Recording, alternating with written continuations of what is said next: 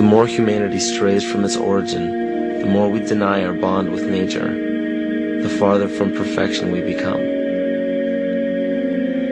We are the only creatures on the planet that use symbols in reference to something else. We use symbols for absolutely everything the mind can conceive of. There is at least one word or icon or gesture to insinuate everything our five senses can detect and then some. But along with this beautiful gift comes a flaw.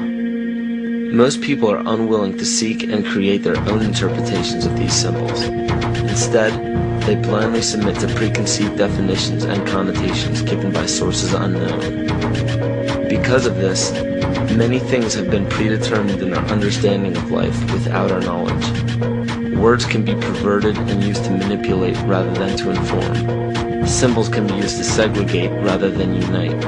And those given the responsibility and authority to disseminate information to the public possess the ability to do with it what they choose. Listen carefully.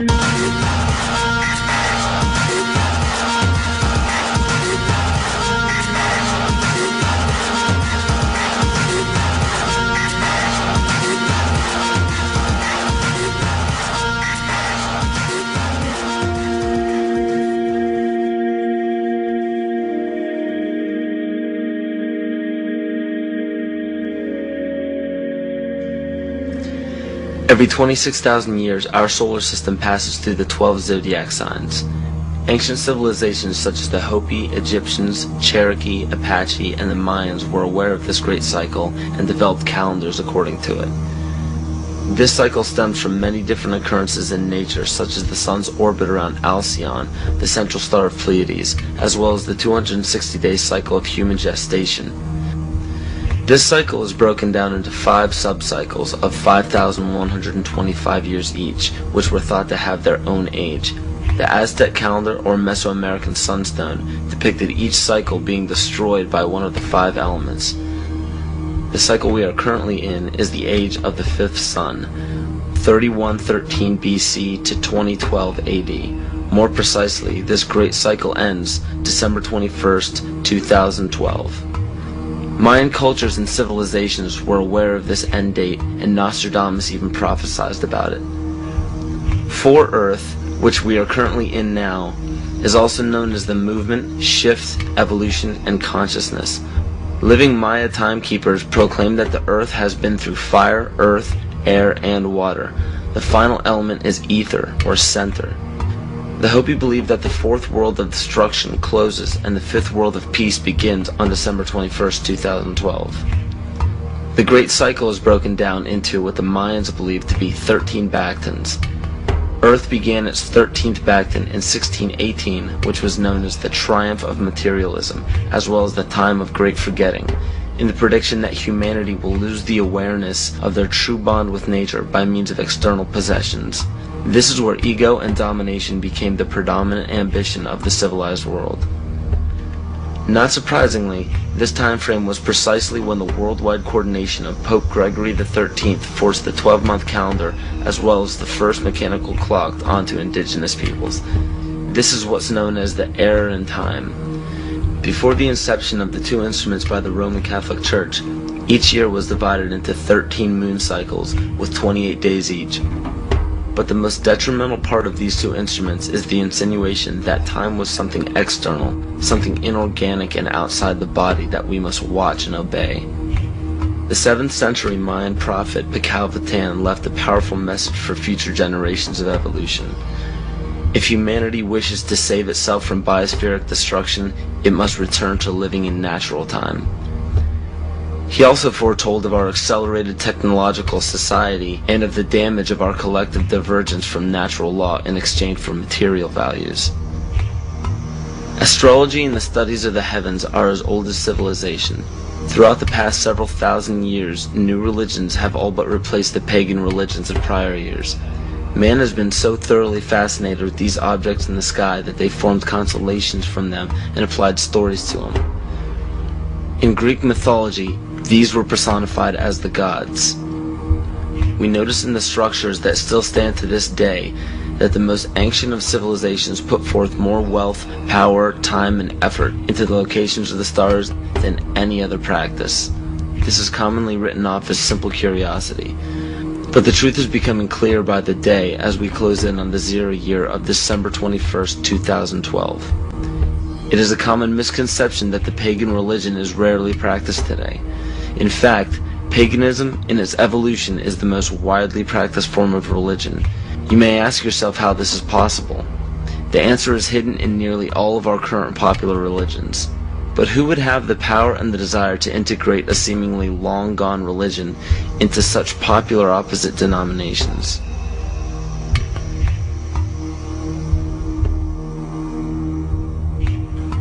Dr. Adam Weishaupt was born on February 6, 1748 in Ingolstadt in a city in Bayern, or Bavaria, Germany. This interesting character was the son of a rabbi and converted to Catholicism after his father's death. After studying French philosophers such as Voltaire, he supposedly learned the teachings of Satanism in the French royal court.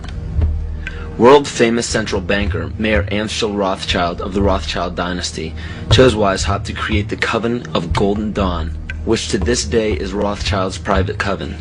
Amschel Rothschild, for those who are unaware, instigated the American Revolution, America's supposed liberation from Britain.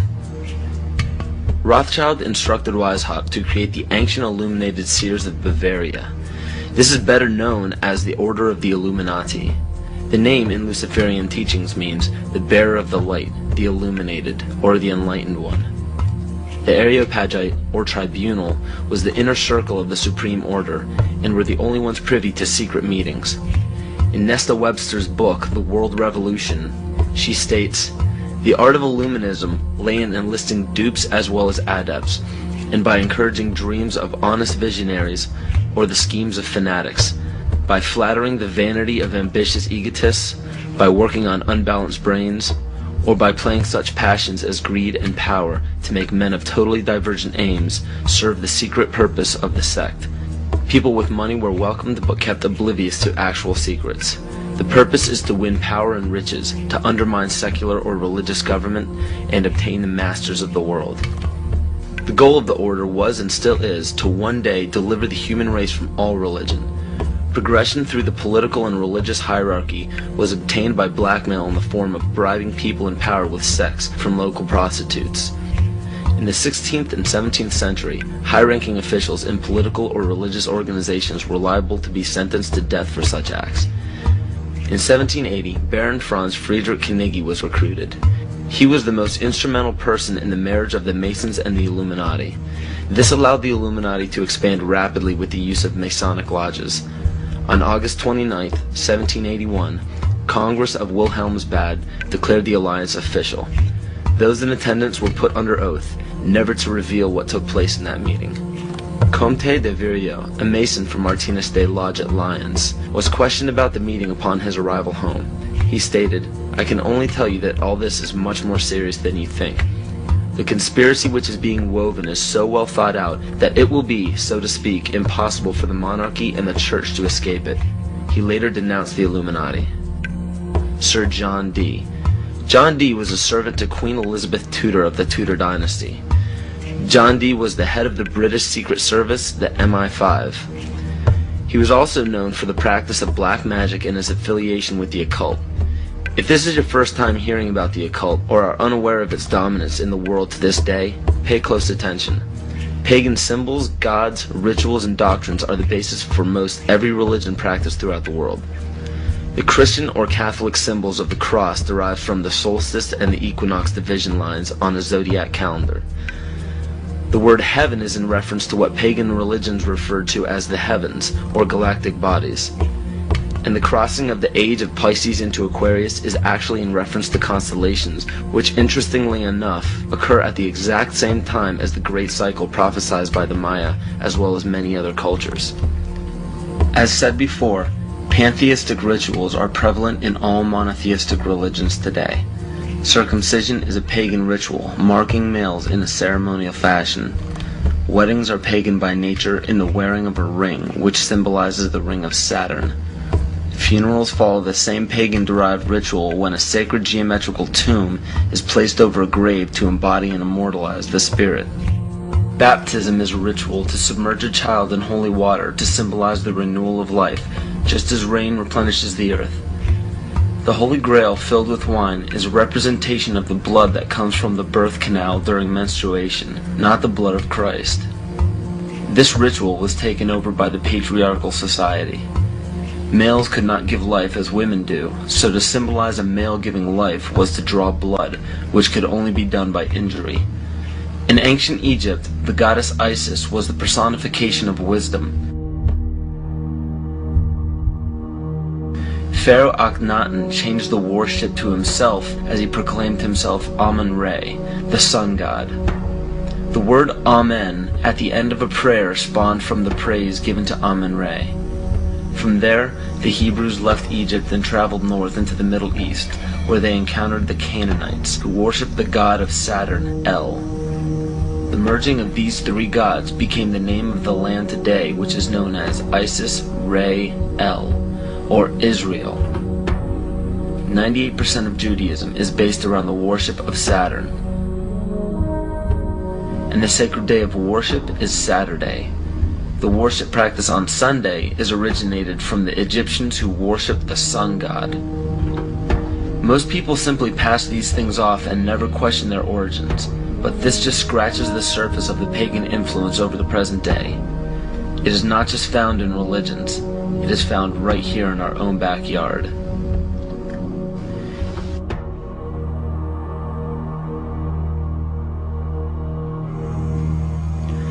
On January 22, 1783, Congress ratified a contract stating that all bills of credit emitted, monies borrowed, and debts contracted by or under the authority of Congress before the assembling of the United States in pursuance of the present Confederation shall be deemed and considered a charge against the United States for payment and satisfaction whereof the United States and the public faith are hereby solemnly pledged. The party that the U.S. owed these loans to? King George. I hope this paints a picture for you of how Great Britain funded both sides of the revolution. To this day, Great Britain collects taxes from the United States via the IRS. The IRS isn't even an agency of the United States government. If you don't believe me, look up IRS publication 6209. The FCC, CIA, FBI, and NASA were never part of the United States government. The U.S. government only holds shares of the stock in various agencies. Social Security numbers are also issued by the UN through the IMF. The Civil War, which lasted from 1861 to 1865, was also instigated by Amschel Rothschild to divide the United States and force it into debt with a central bank. The goal was to put the country of the U.S. back into the hands of Britain through huge loans taken out for munitions.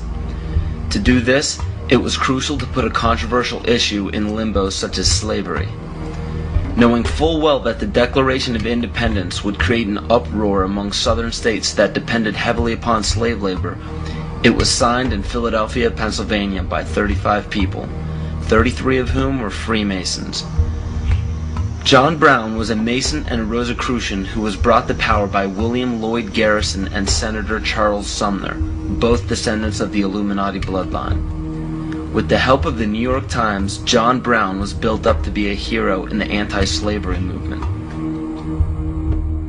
Ulysses S. Grant, former president, was born Hiram S. Grant. This name was given to him by his father, Master Mason Jesse Root Grant.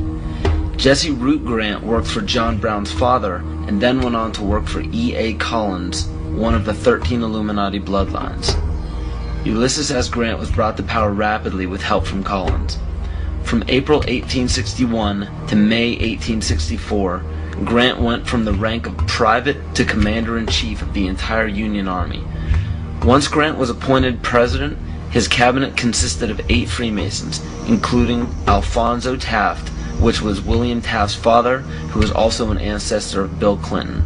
Jonas Mills Bundy was one of the 13 Illuminati bloodlines, who was also the presidential advisor to Grant as well as the next 2 presidents. And cabinet member Columbus Delano was Franklin Delano Roosevelt's grandfather.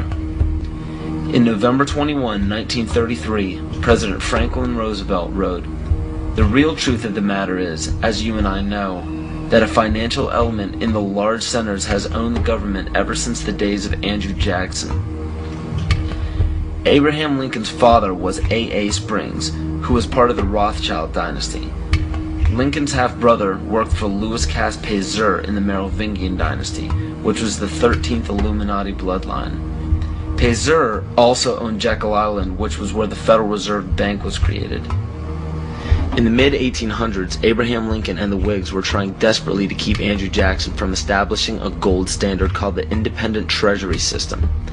Lincoln and his party fought to set up a central bank, making such public speeches as, "Under a gold and silver standard, all will suffer more or less, and very many will lose everything that renders life desirable."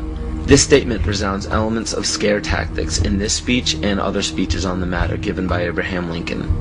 They give no real evidence or explanation. In the early 1900s, after a failed attempt for Woodrow Wilson to set up what was called the League of Nations following World War I, Wilson and his advisor, Colonel House, set up the Institute of International Affairs. This institute had two branches, one set up in England called the Royal Institute of International Affairs, and the Council on Foreign Relations was incorporated as the American branch in New York on July 29, 1921. Founding members include Colonel House, J.P. Morgan, John D. Rockefeller, and a few others. A national income tax was declared unconstitutional in 1895 by the Supreme Court, but a constitutional amendment was proposed in Congress by Senator Nelson Aldrich. This makes much more sense when you notice that Nelson Aldrich was also known as being the authentic voice of J.P. Morgan and later married into the Rockefeller family. Today, 27 to 35% of American workers' pay is taxed, and this money goes to a central bank called the Federal Reserve, or the Fed. For those of you who are unaware of the Federal Reserve Bank and what it is capable of, it is a non-government-owned bank that provides the U.S. with all of its currency. They control the inflation rate by the amount of money in circulation. Yet the most amazing aspect of the central bank is the suspension of specie payments, in which the Fed can refuse to pay their obligations, yet taxpayers must pay their debts or go bankrupt.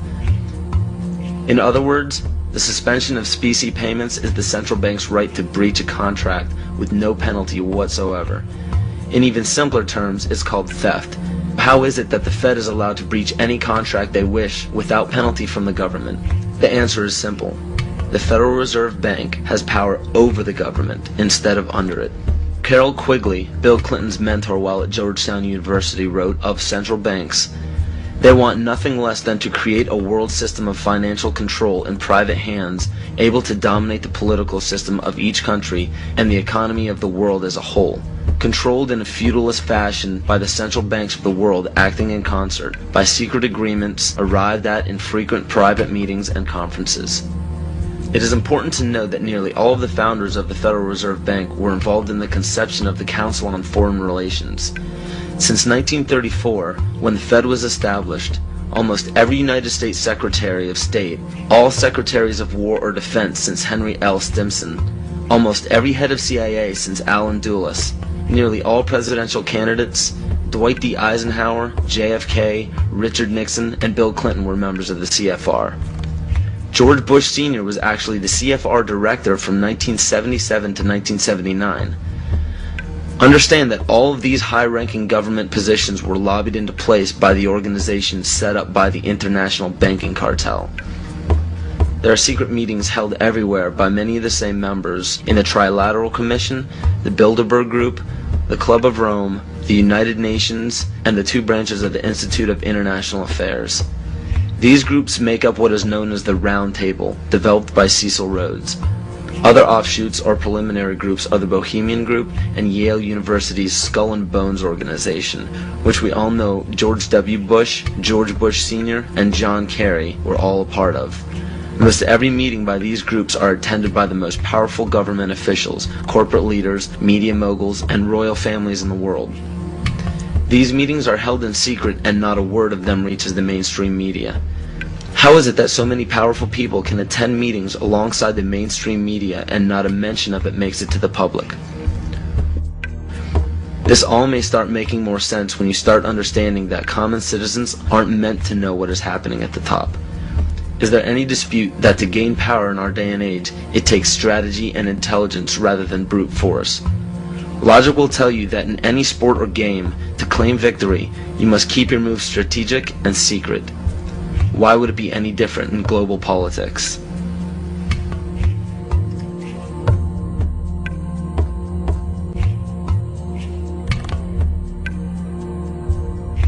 If I bring up Chess Master up here and ask him, what are the principles, Wojciech, and become a master of the game of chess, he'll say these 4 things. He'll say that you need a sense of patience. Now, if you don't have patience, don't even try to begin the game to learn it. He'll say you need a sense of timing. If you don't have a sense of timing, don't open the book. You have to have knowledge of your opponent, right? And then the 4th one that they'll tell you is that you need to have the willingness to make any and all sacrifices. Now, ladies and gentlemen, why are the dark side winning the game? It's because they got infinite patience. They've been working on one thing for 50,000 years. I call that patience. They got a brilliant sense of timing because they know all about the astrology and the divination that we forgot, that our agricultural ancestors all knew about. Well, we're with the Julian calendar and we're not interested in any of that stuff anymore. We're slaves of the watch, but we don't know about the higher time to rule our own lives by. They have amazing knowledge of you. Right? They have intense knowledge of us, their enemies. And the 4th one is the clincher, isn't it? Because they're willing to make any and all sacrifices when and wherever they need to do it. But Adolf, that would break our treaty. You're a good guy. Why, you hate war. You wouldn't go back on your word. Are you kidding?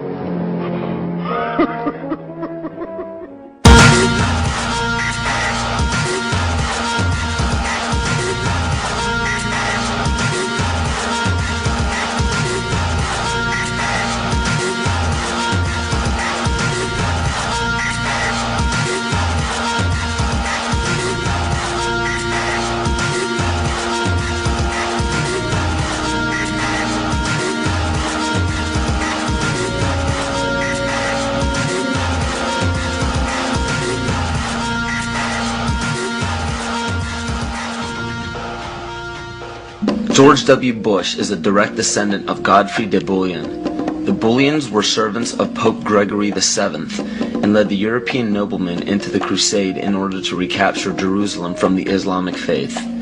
He became the first king of Jerusalem and Duke of Lower Lorraine, which was known as a major region for the bloodline linked to the Illuminati. Bush is closely related to every European monarch. He is the 13th cousin of Queen Elizabeth and Prince Charles. He also has kinship with every member of the British royal family, the House of Windsor. The House of Windsor is known for abandoning their German names after World War I due to criticism of the people. A lesser-known fact about the House of Windsor, however, is the heavy funding contribution to bring Adolf Hitler to power in the rise of World War II. The swastika is actually a symbol of the sun, referencing to the Sun Order of the occult.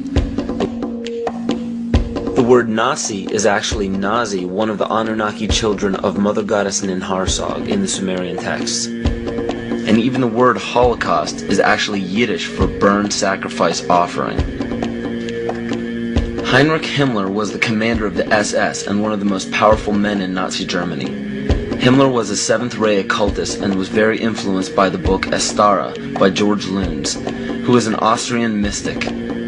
This occult book mapped out the plan for a cleansing of ethnicities and bringing about one race, and to revive the ancient tradition of the Knights Templar of the Middle Ages. The Knights Templar were a group largely killed off by the French monarchy. The remaining Templar created many Masonic orders and secret societies throughout Europe, from which the Illuminati is believed to have originated.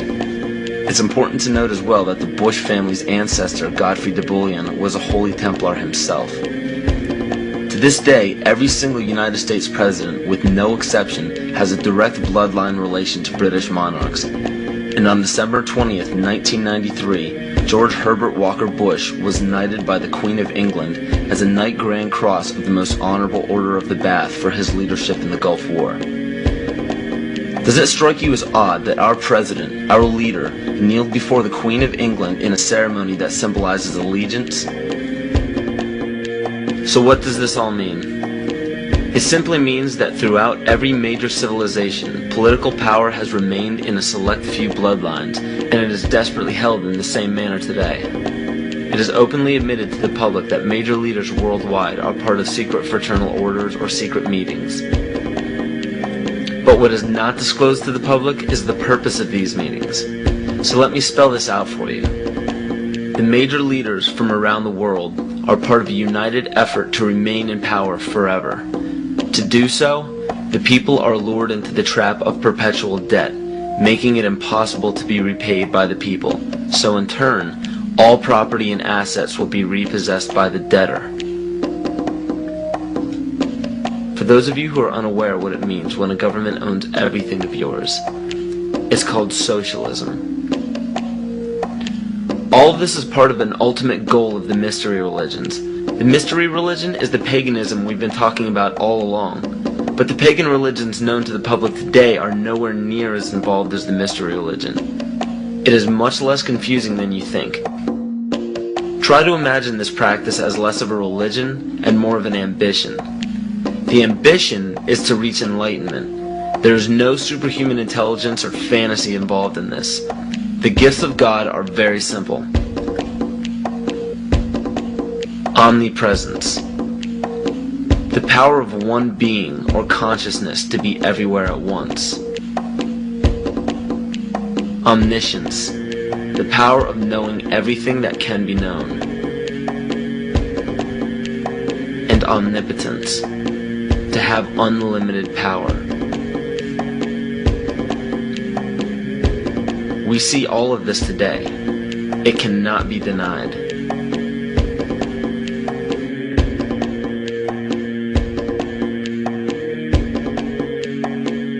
If you still don't believe that the mystery religion is present today, just look around you. There are literally thousands of statues and emblems of ancient religions on every political establishment. Even on military uniforms, these symbols are found everywhere, but not only in our country. The same emblems are found on every nation's military uniform. And why would this be? Because a life taken at a chosen time, place, and a specific manner, it becomes a sacrifice. And to further illustrate this point, on March 20th, 2003, President Bush launched a bombing of Baghdad at 5:50 Baghdad time. This lasted into March 21st. It was called shock and awe by the mainstream media, but according to the mystery religion, this date is known as the Eve of Ostara, more commonly known as the spring or vernal equinox. Occultists worship the goddess of the earth, Gaia, on this day. The Druids knew this date as the spring fertility rite, the day of feast. The war was promptly ended on May 1st, 2003. This date is known in the Druidic calendar as Beltane, or Walpurgis Night. It was named after Saint Walpurga, who was the pagan goddess of fertility. From March 20th to May 1st, the pagan ritual is to give blood to the earth and renew life to the goddess of fertility. What better time frame to declare a bloody war on the days of a ritual sacrifice and end it exactly when the pagan ritual ends? The parallels are uncanny. These are all facts written in many different sources around the world and are available to anyone to discover. Connecting the dots is up to you, but make your own decisions instead of settling for conclusions that others have put in place before you.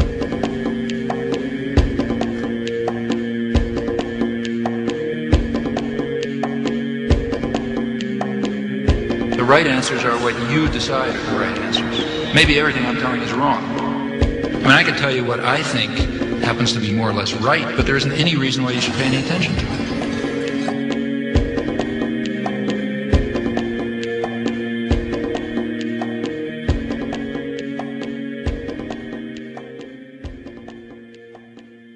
Now you know why they're out to destroy you. Today there is so much confusion about what Christianity is, because everything I thought that was Christianity, I found out wasn't. If this continues, there will be an overthrow of all things. Yea, this change and overthrow is deliberately planned. There is nothing going on today in the United States of America by accident. Nothing. There is nothing going on in the Catholic Church today that's happening by accident. They were acting on an ancient hope that is meant to be fulfilled. If you understand esoteric writing, what you do is you try to confuse so the common people like you will not understand what's said. So you take an idea and you put it at the beginning and the end of the sentence, and then you intersperse all sorts of things in the middle to confuse common people like you. And it all goes back to these ancient times and tapping into the mystery religions. The occult is in total working control of America today, and that is why we're at war in the Middle East. What is it all about? It is part of the continuing world revolution. It is part of the move to bring about World War III and ultimately then the one world order and the new world religion. This information is backed up by scholars, teachers, philosophers, doctors, and professionals in every respective field, all around the world. The reasons why the majority of people don't know about this is because over 80% of the population gets their world news strictly from the mainstream media. And if you trace every major media station's chain of command to the top, you will find the same people who own the corporations that lobby every high-ranking political official into place.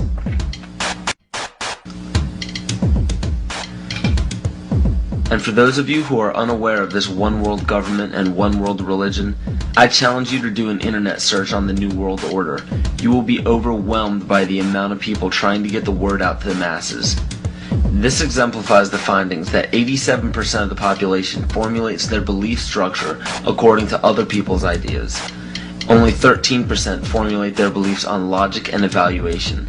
And sadly, the two greatest factors that lead to the ignorance of the public are as follows. You support the mission from here? How brave you are!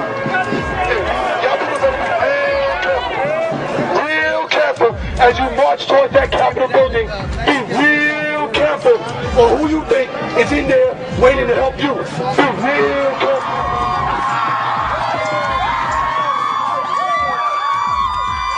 Groupthink. We're on our way to a one-world government. Unless we, the people, say no, this will not be tolerated. It is a term to describe a group unwilling to look beyond the overall consensus of the herd. Many times, it is out of a lack of drive or ambition to ask original questions to arrive at genuine answers. But more importantly and dangerously, it is also an occurrence that spawns from the fear of looking foolish in front of peers.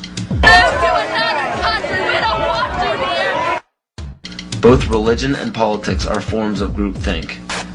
Words such as patriotism and faith are both fancy words that ultimately mean blind submission. Supposedly, it is considered heresy or unpatriotic to question the words of your leader. So the fear of upsetting the superior higher power has forced the herd to practice groupthink regardless of what it leads to. And one of the greatest examples of groupthink is the stigma given to conspiracy theories. The phrase conspiracy theory gives a distinct impression to the average person. The JFK assassination, Area 51, Roswell, government cover-ups, strange disappearances.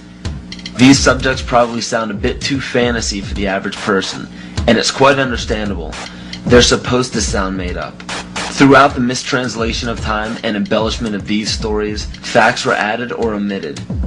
Some may be true and some may be false, but one thing is for sure. If a global secret needed to remain hidden yet began emerging among the public, the best cover-up is to embellish or alter the story until it sounds ludicrous. So what happens when the secret involves the government and the government has intimate ties to the mainstream media, and the mainstream media, as said before, has been proven to sway at least 80% of the public's opinion? The logic is undeniable. Media in every form is put in place to make people feel stupid for even keeping an open mind towards conspiracy theories. Movies, books, fairy tales, and folklore are all tools to make the average person feel insane for supporting or believing in a conspiracy. And why shouldn't they? Our leaders have no problems telling us not to investigate or believe in these theories. Let us never tolerate outrageous conspiracy theories concerning the attacks of September the 11th. Malicious lies that attempt to shift the blame away from the terrorists themselves. The most basic of pagan practices is the control of human population to have a perfect balance between man and nature. The goal is to bring the population down to 500 million, which is over a 90% reduction in humanity. Now that we have abandoned everything we've been trained to think prior to this moment, we can start looking at the world for what it is, instead of what people tell us it is. Open your eyes today as if you've never seen the world before, and you will begin to notice that the goal of population reduction is everywhere around us.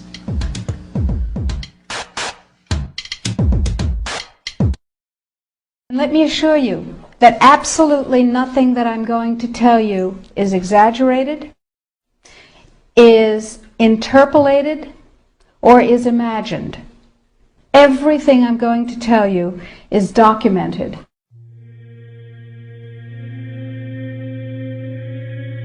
He who controls food controls the world.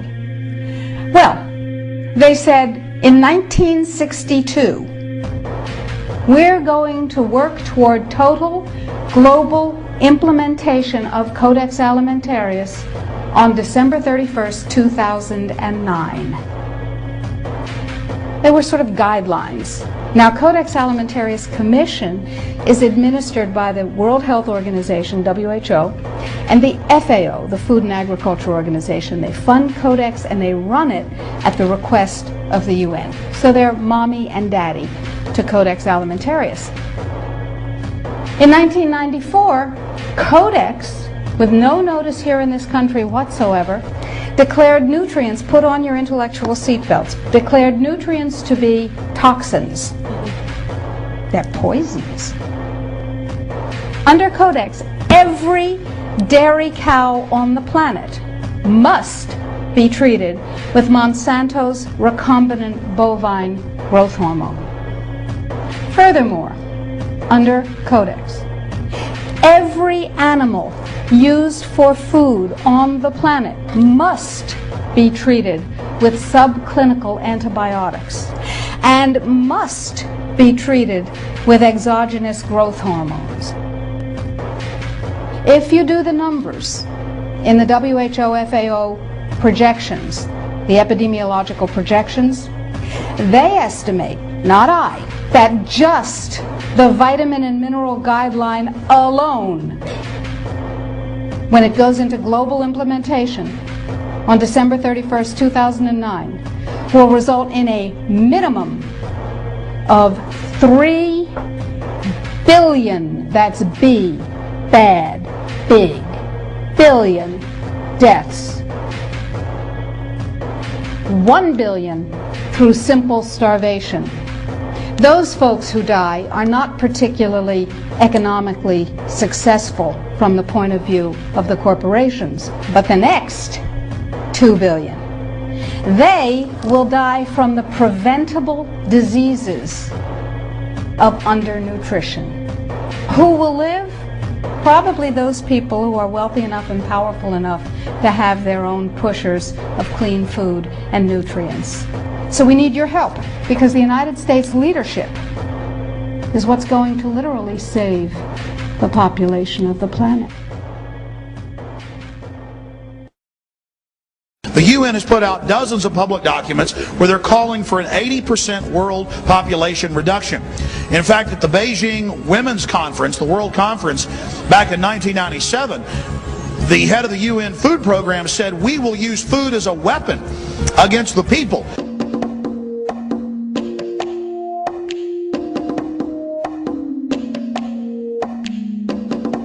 66% of the United States residents' public water is fluoridated. It is known to have tremendous effects on bone cancer, joint problems, bone weakness, lowered estrogen and testosterone levels, and dental fluorosis, which is yellowing of the teeth and pitting in the enamel. Wouldn't it make more sense to enhance public water with vitamins which are meant to be ingested to promote overall health, rather than putting such a toxic chemical in our water with a bogus explanation that it will improve our dental health? We now know that fluoride causes more dental problems than it solves. Something doesn't seem right about this.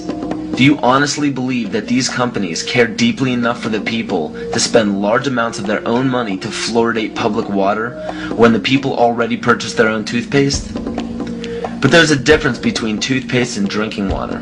We don't ingest toothpaste. If you go to any hardware store and look at any rat poison product, you will only find one ingredient: sodium fluoride. It is the most toxic ionic molecule outside of potassium dichromate. Now Dannon, along with other companies, have begun fluoridating bottled water. It is becoming increasingly difficult to get away from. And the fact that fluoride is also used in many prescription antidepressants shows that it eliminates aggression and motivation in people. Fluoride, to my knowledge as a physician, has absolutely no biological benefit whatsoever. But one of the significant things is that the Russians carried out all sorts of experiments on the people living in the Gulag. One of them, of course, was to fluoridate the water. Why?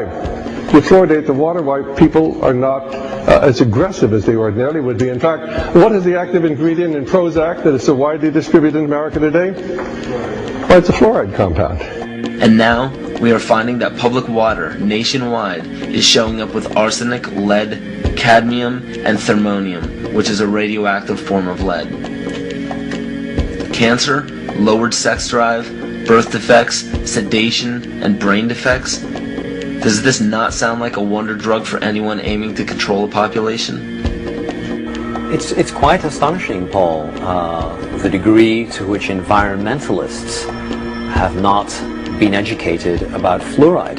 You know, people have an unconscious trust in their doctor or their dentist, and if you can persuade doctors and dentists that fluoride is safe and good, then you're able to reach the rest of the nation. People believe their doctors and dentists, and that was a way of promoting fluoride for Bernays. Fluoride was killing their cattle, destroying their crops. Fluoride given to rats had produced bone cancer and liver cancer, and that those results had been doctored to make it look as though fluoride hadn't caused as much cancer. The pattern that we saw, it typically is what we see with other neurotoxic agents that are well known to cause a hypoactivity or a memory problem or an IQ problem. When I first presented the results of these studies, one of the individuals sitting and listening to the results, he says, "Do you have any idea what you're saying?" And he says, "You're telling us that we're reducing the IQ of children." And basically I said, yes.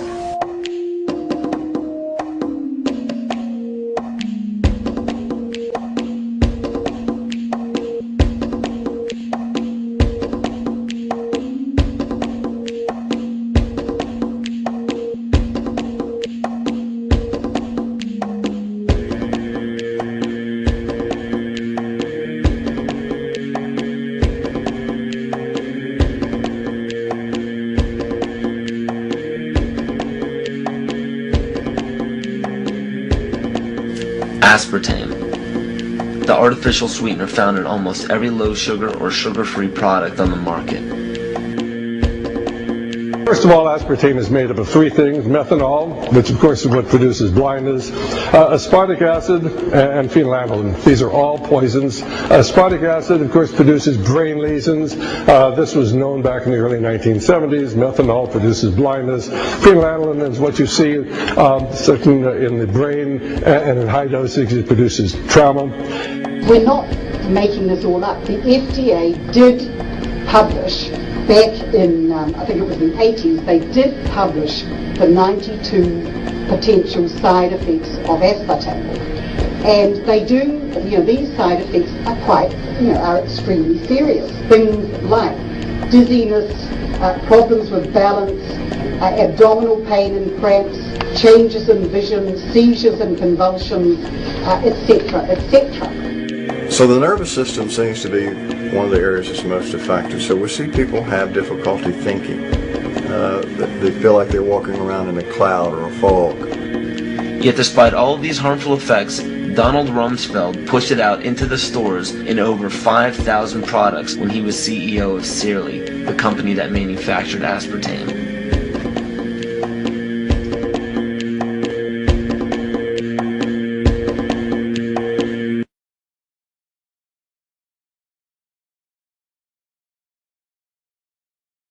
The sustainable goal is the elimination of the middle class. The world cannot support 6 billion people. But you see, the plan behind sustainable development includes population control. It's a program for land use control, education control, and population control. The leaders of the sustainable movement say that the world's human population should not exceed 500 million people. That's a 93% reduction of today's population levels. In 1992, while the Rio conference was going on, George Bush, then president, was there. He was just offshore in Prince Charles's yacht, where he executed the Agenda 21 protocols on behalf of the United States and brought it back to Washington, D.C. Within a year, Bill Clinton, by executive order, established the President's Council for Sustainable Development. In 1996, Bill Clinton set up the President's Council on Sustainable Development. One of the dictates of Agenda 21 is that every country in the world is to set up a national council to oversee the implementation of Agenda 21. I've listened to Gorbachev explain, we are writing a new set of 10 or 15 commandments to replace the original 10. Which one of the 10 do you think these guys don't like? Thou shalt not lie, thou shalt not steal, thou shalt not covet. Because I'll tell you what, these people have lied to us. They're in the process of stealing all of this nation's natural resources, and they covet everything you have left.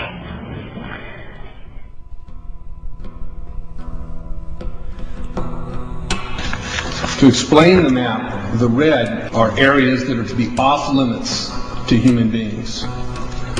If you live there, you won't. The yellow areas are the areas for major control of all human activity. If you live there, you won't. The black dots are the smart growth zones. That's where human beings are to be stacked and packed in small living units along rail tracks. The Smart Growth Program ultimately has jobs assigned and children cared for by the state.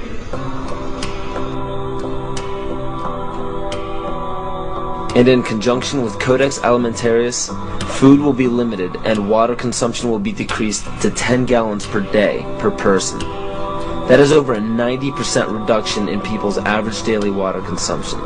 And along with shortages of food and water, the food we will be provided with will be genetically manipulated and nutrient deficient. Genetic manipulation of food causes complications in metabolizing and utilizing food for energy. In June of 2003, scientists reported that the gene sequence of the inserted genes into crops had actually changed their order. They had re-scrambled. So the genetic inserts are not stable. Another laboratory confirmed this and found that it had changed in the same varieties in different ways that they had tested. So not only is it unstable and changing, it's not even uniform in the way it's changing. This is incredibly dangerous. Nutrient deficiencies due to Codex's planned vitamin and mineral ban will cause billions of preventable diseases. Both of these will ultimately lead to billions of deaths. The question is then, how do they do it? How in the world are they getting this agenda from the international level down to the local level? Well, they've got a plan for that too. Now on the environmental side, there's probably a number of different plans, but from the environmental side, you have an organization called the IUCN, the International Union for the Conservation of Nature. Been in existence since the United Nations was created. It's not part of the United Nations Charter.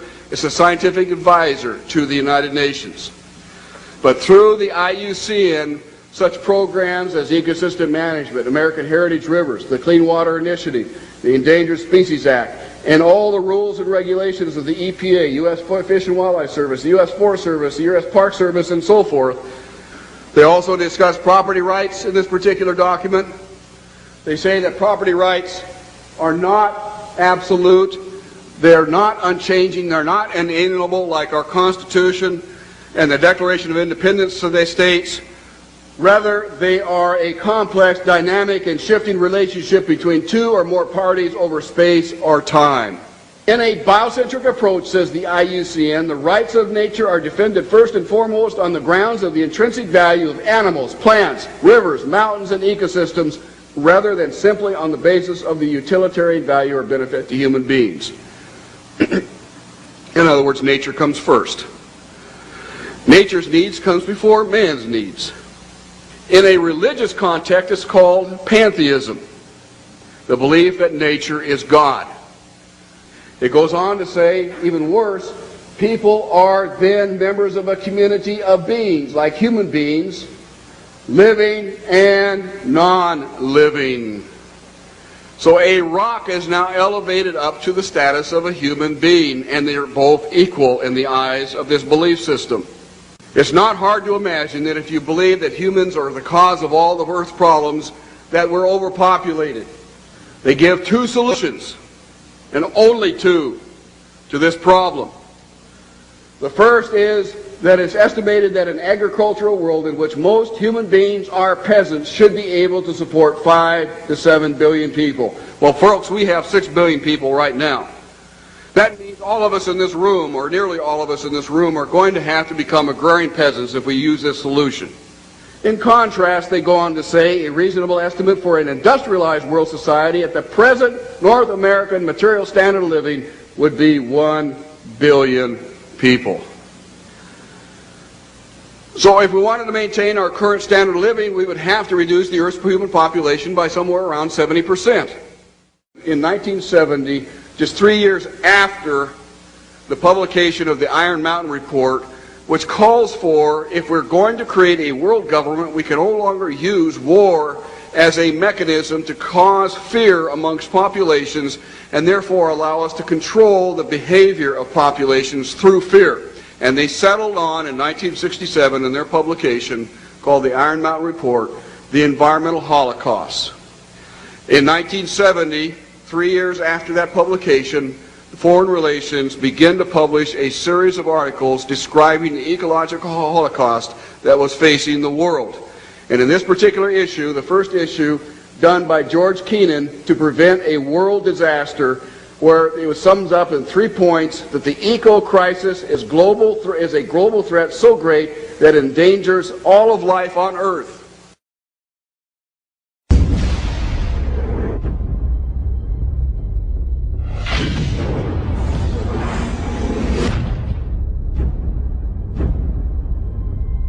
If you look at the 10 hottest years ever measured, they've all occurred in the last 14 years. And the hottest of all was 2005.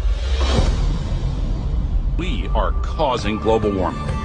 This is really not a political issue so much as a moral issue. The temperature increases are taking place all over the world, and that's causing stronger storms. Is it possible that we should prepare against other threats besides terrorists? The Arctic is experiencing faster melting. If this were to go, sea level worldwide would go up 20 feet. This is what would happen in Florida. Around Shanghai, home to 40 million people. The area around Calcutta, 60 million. Here's Manhattan. The World Trade Center Memorial would be underwater. Think of the impact of a couple 100,000 refugees, and then imagine 100 million. Those who deny global warming are just flat out wrong. Ellen Goodman from the Boston Globe wrote, "Let's just say that global warming deniers are now on par with Holocaust deniers." Scientists silenced for questioning the threat of global warming.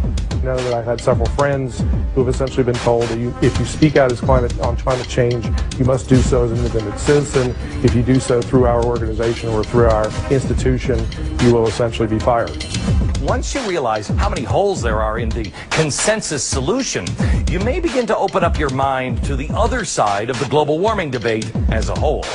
The only consensus I'm aware of is that it's warmed in the last century. They completely ignore the fact that there's this thing called the Oregon Petition that was signed by 19,000 professionals and scientists who don't agree with the idea that we are causing climate change. I can't tell you how many calls I've received from parents saying their kids are now being shown an inconvenient truth completely unchallenged, not just in science class, but in art and math classes. I have to speak out and say that the science we have is still incomplete, and the science we're being told by the IPCC is really incorrect science. Global warming paradoxically causes not only more flooding, but also more drought. Big hurricanes, tornadoes, fearsome diseases, polio, tuberculosis, West Nile virus, avian flu, SARS, polar bears that have actually drowned, mosquitoes, caterpillars, communism, it's slavery, global warming, global warming, global warming. Aurelia Pecci, who actually created the Club of Rome and is the inner circle of the global elitists, in 1991 stated that while searching for a new enemy to unite us, we came up with the idea that pollution, the threat of global warming, and the like would fit the bill. All of these dangers are caused by human intervention. The real enemy then is humanity itself. To put this to you bluntly, global warming is a complete fallacy. Al Gore received the Grammy and the Nobel Peace Prize for a film that is filled with holes and mistruths. Ice cores taken 2,000 meters below the surface have enabled us to look at the last 160,000 years. We believe that in Greenland, the medieval warm period was about 1.5 degrees warmer on average than today. And they also show consistently warmer temperatures thousands of years ago before man-made greenhouse gases existed. Approach our time, we can see that in the period between 4,000 years ago and back to the period 2,000 years ago, which is actually the Roman age, the temperatures have been decreasing in Greenland by 2.5 degrees. Al Gore is made out to be a revolutionary figure attempting to save the planet, which is quite true. He just doesn't mention the fact that saving the Earth doesn't involve you. According to his agenda, it will result in massive land repossession and extreme limitations on food and water and fossil fuels for the public. And please note that Al Gore is a sustainable developer. The global warming lie is very popular today because it receives major media coverage and has an attractively titled goal of saving the planet. But how does this tie in with Agenda 21? The result of the 1992 Earth Summit Conference in Rio de Janeiro was the Kyoto Treaty. The Kyoto Treaty states that every country must drastically reduce the use of fossil fuels by mandate of the United Nations. Concentrations of greenhouse gases in the atmosphere are at their highest levels in more than 200,000 years. If the trend does not change, scientists expect the seas to rise 2 feet or more over the next century. Island chains such as the Maldives will disappear from the map unless we reverse the predictions. Thank you very much. And as of June 2007, 172 nations and other government entities have ratified the treaty. And if you were wondering how this ties into putting the Earth's priority above human survival in accordance with pagan beliefs, every country's deadline for the implementation of Agenda 21 and the Kyoto Treaty is in 2012.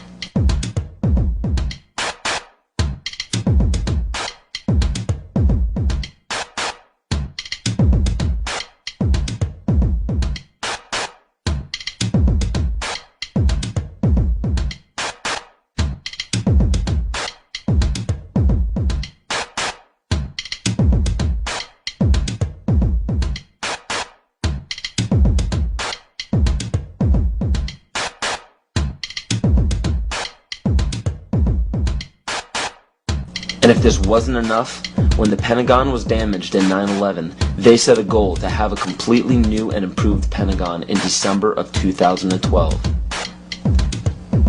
So Codex Alimentarius goes into effect at the end of 2009, which gives it 3 years for the Codex regulations on food to create billions of preventable diseases and deaths. When citizens of every nation are dying of starvation and diseases and fear for their lives because of global warming and major catastrophes, they will do what the public has been proven to do in times of great peril. They will beg for their government to step in and do something. How are they going to get you to join the new economy? They're going to say, we have a solution. You see, one of the tricks of the Illuminati is they create a problem and then they provide the solution when you beg them to. And pray tell, what will the United Nations suggest when there's a global problem? They will demand a global government, a new world order, exactly as the Maya, Hopi, Kali Yuga, and many other pagan civilizations prophesied. By 2012, the Kyoto Treaty, Agenda 21, Codex Alimentarius, and the new Pentagon will be fully operational to enforce a new world order. And the new world religion is obvious. We will all worship the earth, Gaia, the mother goddess we saved from extinction from global warming.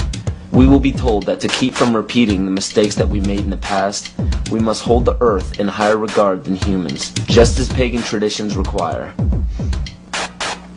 This is too obvious to ignore. It is right in front of our faces, and yet we still refuse to see it. I guarantee you that by 2012 there will be a World War III, but it will not be between nations. It will be us and them. They know this. Why do you think the UN is consistently trying to disarm the public and the nations? They don't want us to be capable of fighting back.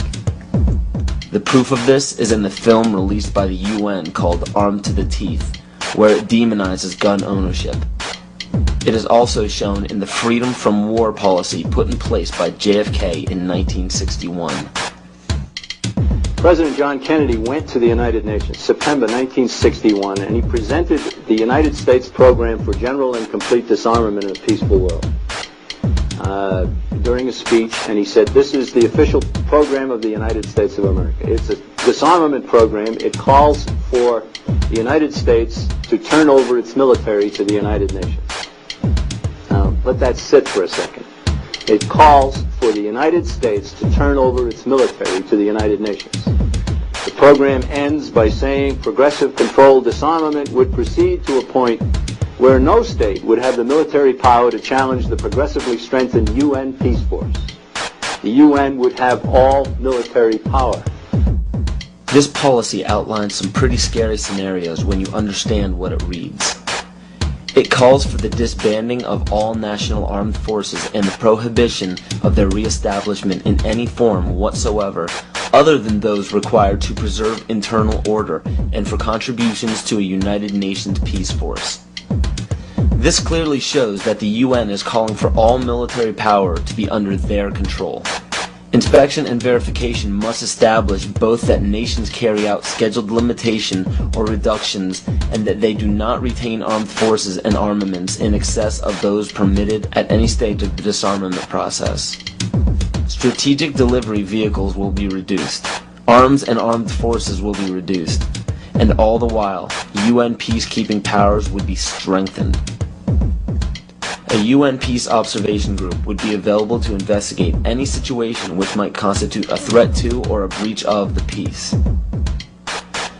Establishing of a permanent international peace force within the United Nations, and depending on the findings of an experts commission, a halt in the production of chemical, bacteriological, and radiological weapons, and a reduction of the existing stocks or their conversion to peaceful uses.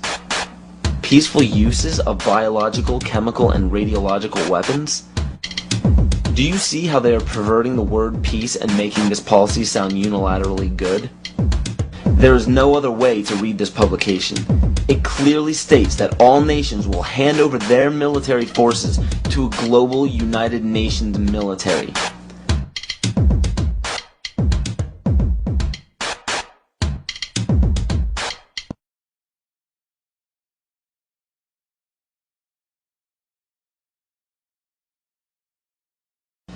The US population is currently around 300 million. The national debt is currently around 10 trillion. So the current debt, when divvied among the American people, comes out to approximately $33,000 and has been growing at a national rate of $1.46 billion a day since 2006. Now with electronic banking, wire transfers, and credit cards, people have less physical custody of their money. As of right now, the amount of money in circulation is not able to cover the national debt. This was carefully planned since the inception of the Federal Reserve Bank. And the next planned step by the elite is already in play. George Bush signed a bill implementing the North American Union. President Bush signed a formal agreement that will end the United States as we know it.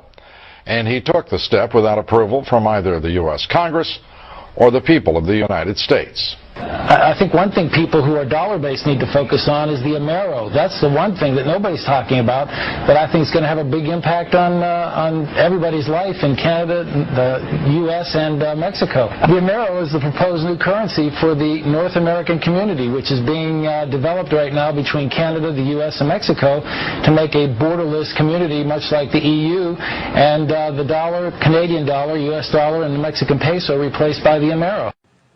You see, the domination of government by business is called fascism. And I'm kind of wondering how many people know what NAFTA is, the North American Free Trade Agreement. Because under Chapter 11 of the NAFTA agreement, NAFTA tribunals trump all U.S. law if it conflicts with either A, World Bank's International Center for the Settlement of Investment Disputes, or B, UN Commission for International Trade Law. Now, that sounds scary enough, but when you understand what that reads, it also gives the power to violate the First and Second Amendment, which is saying, you know, bye-bye to the Constitution. This will weaken national sovereignty and bankrupt the dollar we use now. After this happens, the Fed will call in all debts. When the debts cannot be repaid by the people, assets will be seized. And by this, I mean absolutely everything you own, including your property, your home, your vehicle, your furniture, and the clothes on your back. This plan is already in progress. And when it takes place, you will literally be owned by the Federal Reserve Bank. This is how Agenda 21 will be implemented. The seized land will be given back to nature, and the people will be placed in smart growth megacities.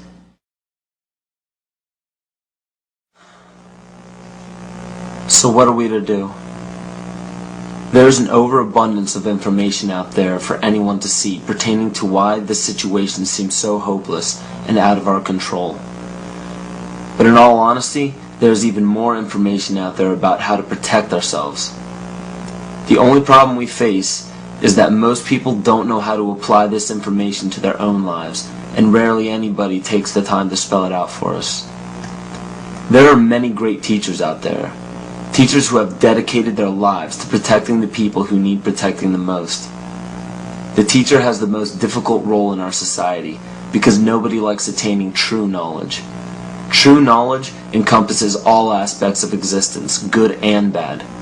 Most others do not. Hearing true knowledge upsets people because it implies that we were wrong at one point in our lives. And another character flaw is our desire to apply absolute truths to unstable foundations in our life. When we do so, we build a structure that we hope will define us best when we're reaching the end of our life on earth.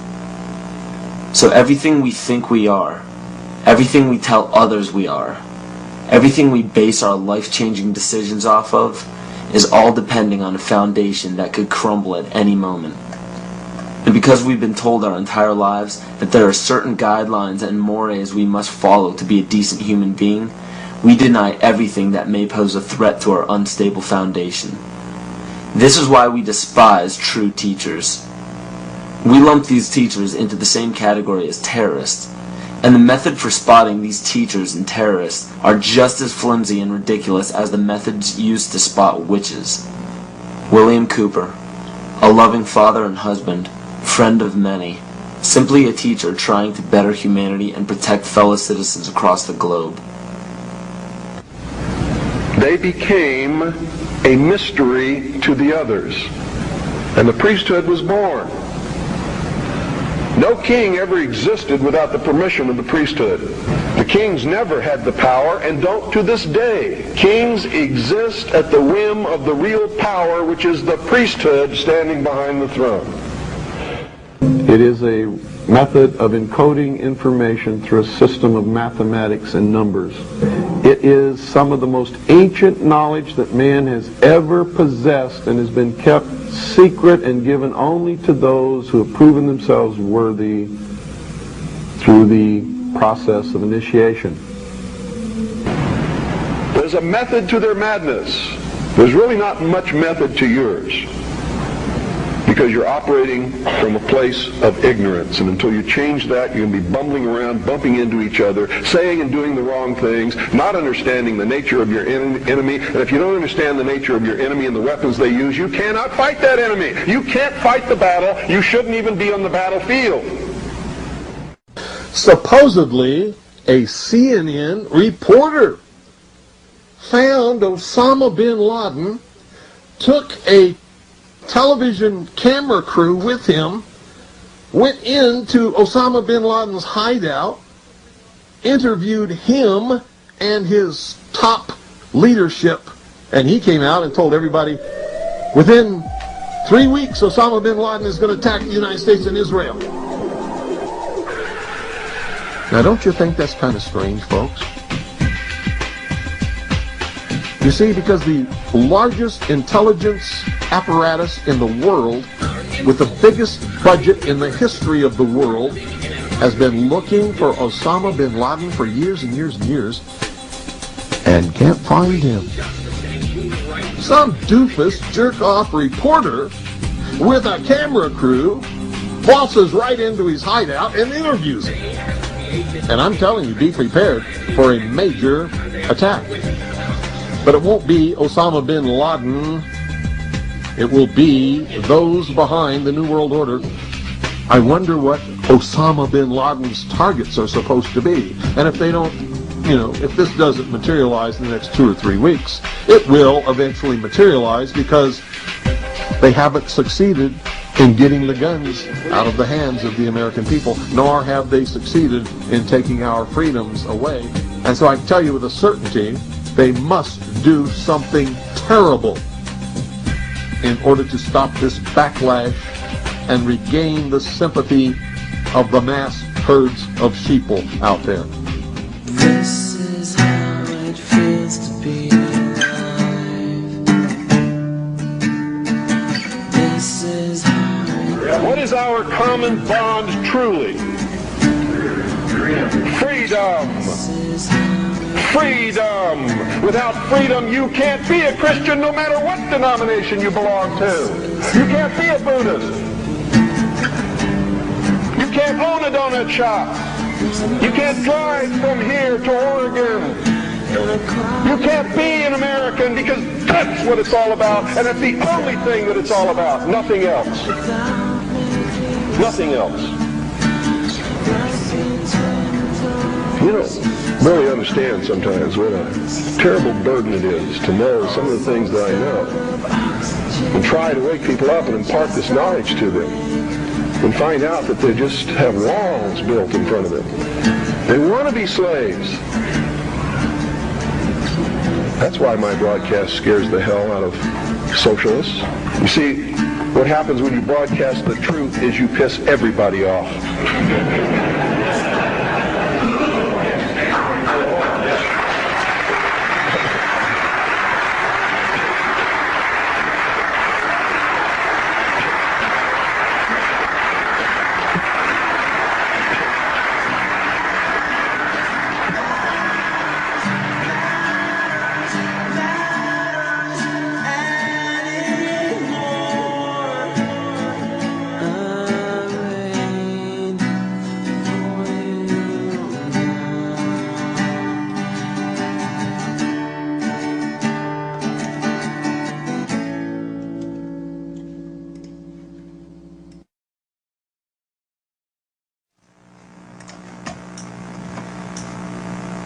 I maintain that the only true salvation from any oppression or enslavement is self-empowerment, knowledge, consciousness.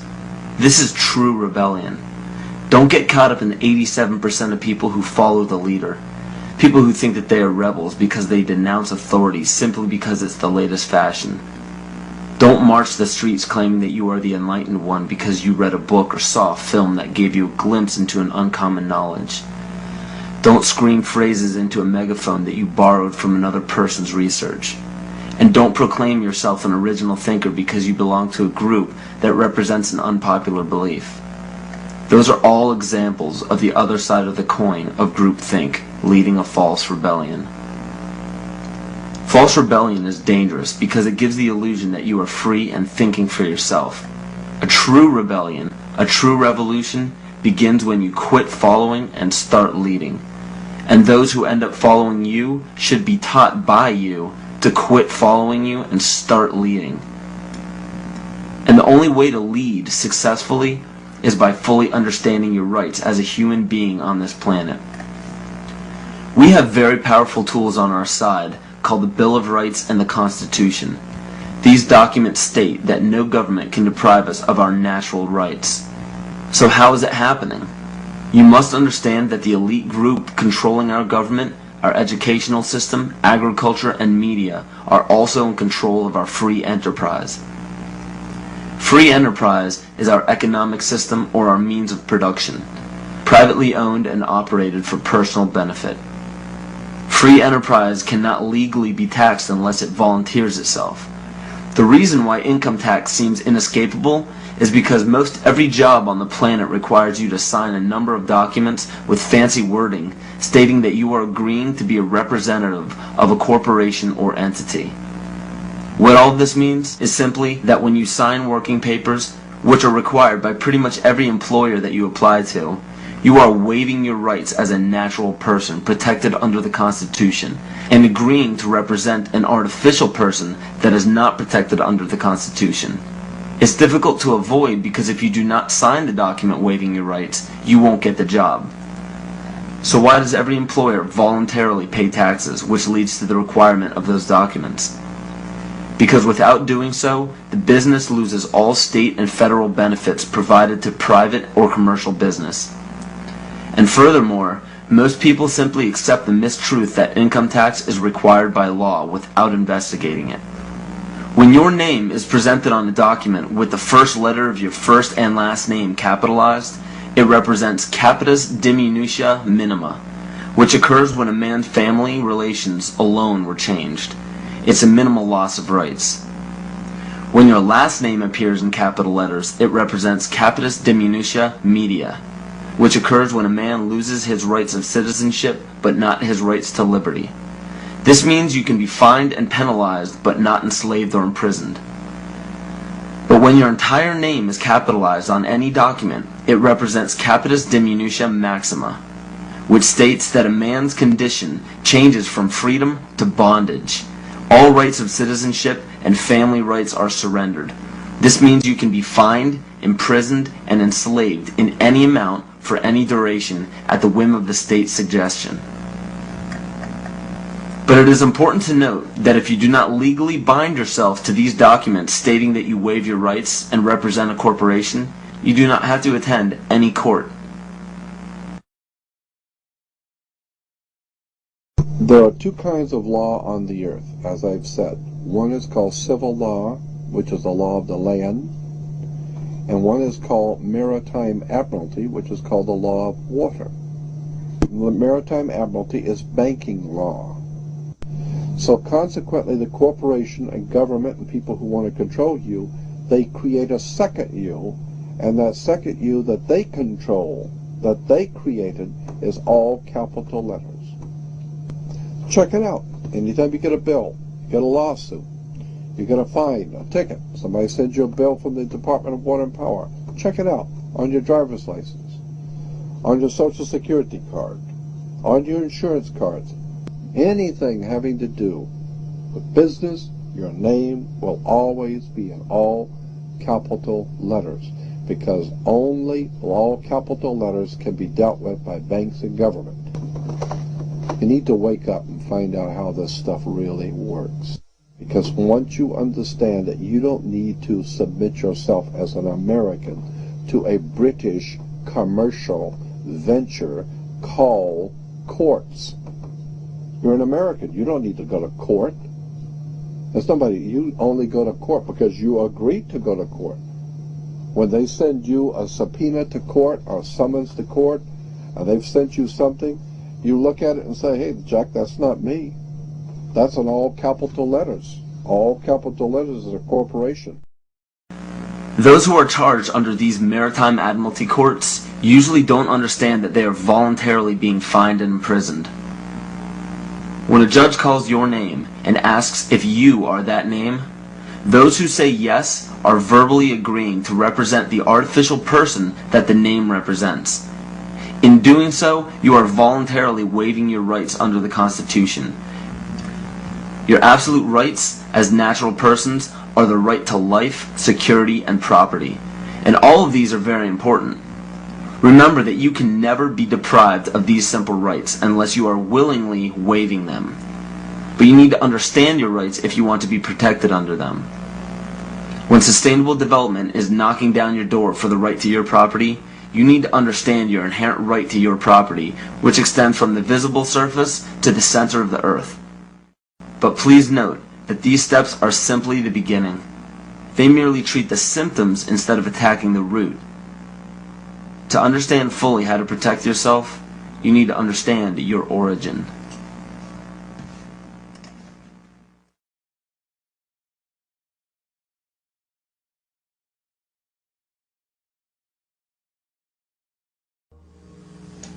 The true history of this planet has been stifled from the top down.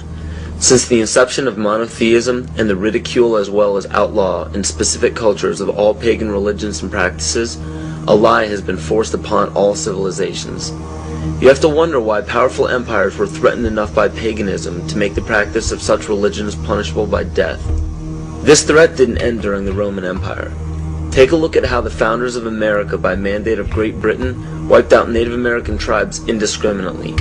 Great Britain has also shown some of the most brutal forms of genocide in Africa, India, New Zealand, New Guinea, and many other locations in which pagan tribes still existed.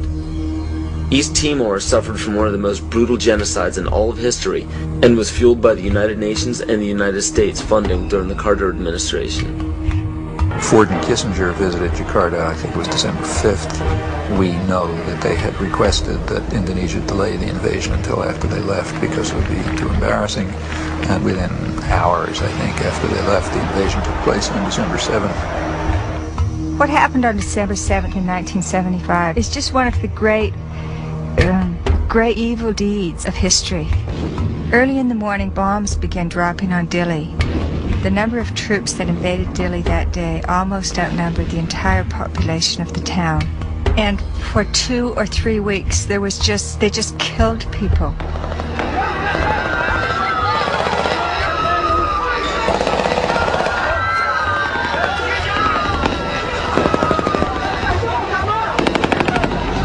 So the Timorese were fleeing into the jungles by the thousands. By late 1977-78, Indonesia set up receiving centers for those Timorese who came out of the jungle waving white flags. Those the Indonesians thought were more educated or who were suspected of belonging to Frelimo or other opposition parties were immediately killed. They took women aside and flew them off to Dili in helicopters for use by the Indonesian soldiers. They killed children and babies. But in those days, their main strategy and their main weapon was starvation. By 1978, it was approaching really genocidal levels. The church and other sources estimated about 200,000 people killed. The U.S. backed it all the way. The U.S. provided 90% of the arms. Right after the invasion, arms shipments were stepped up. When the Indonesians actually began to run out of arms in 1978, the Carter administration moved in and increased arms sales. And other Western countries did the same. Canada, England, Holland, and everybody who could make a buck was in there trying to make sure they could kill more Timorese. The last thing that the ones in power want is a sovereign group or tribe setting a positive example for others. It is important to note that followers of monotheistic religions are not to blame, just as not all members of Freemasonry, intelligence agencies, fraternal orders, or political organizations are part of the esoteric agenda that is being carried out in all upper echelons of society. And it's difficult for people to comprehend, but paganism is no more dangerous than understanding surgical procedures. The knowledge can be very useful when applied properly, yet it can also have very detrimental effects if misused or abused. Understand that most all of these problems are not by mistake, but by design. Most people do not understand how colors, shapes, catchwords and phrases, and biological timings are all used as talismans to affect humanity on an emotional and spiritual level. Colors are used hypnotically in every news channel and corporate advertisement. Fast food chains typically use vibrant reds, yellows, and whites in their restaurants to cause the customers to feel hurried and restless. This helps the customers filter in and out quicker to make for more customers. Fine dining restaurants, on the other hand, use very earthy, natural colors such as soft greens, blues, and browns to calm the senses and to make for a more lengthy and peaceful meal. And the same goes for the music that is played at these establishments.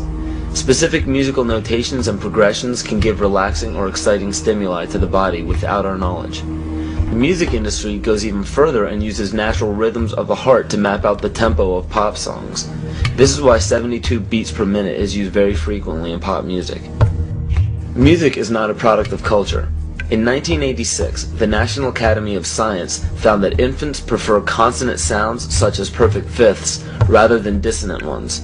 This is just a small example of our natural ability to understand sound. So be very careful when placing a child in front of a TV or near a stereo. Those who believe that children cannot comprehend violence on a TV screen or aggression from music are thinking strictly with the left brain.